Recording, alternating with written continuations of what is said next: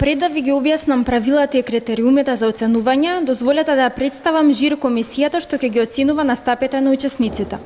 Комисијата е составена од представници од партнерите на проектот и има задача да ги оценува перформансите на учесниците врз основа на однапред одредени критериуми. Професор доктор Гоце Цветановски, редовен професор на Институтот за македонски јазик. Доктор Тамара Ќупева, научен соработник во Оделение за библиографија, документација, библиотека и информатика. Марија Додовска, председател на клубот на оратори на Правниот факултет Јустинијан I во Скопје. Професор доктор Јасна Бачовска-Недик, редовен професор на Правниот факултет Јустинијан I во Скопје. Доктор Бојан Петровски, доцент на Филолошкиот факултет Блажа Коневски во Скопје. А сега збор 2 за правилата.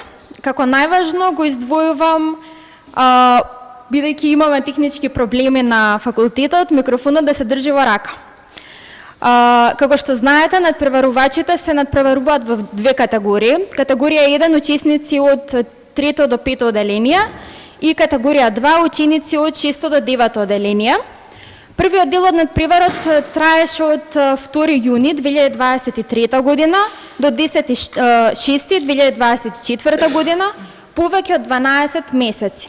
Надпреварувачите читаа книги, ги раскажуваа пред врсници, а вие, драги родители, имавте задача тоа да го снимете со мобилен телефон и да ги доставите снимките. Секоја прочитана и раскажана книга и доставена снимка на учесниците им донесе по 1 поен.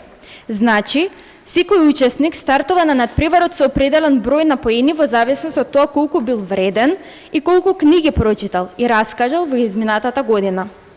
Вториот дел е денес и наречен суперфинале и во него учествуваат учесници со најголем број прочитани книги.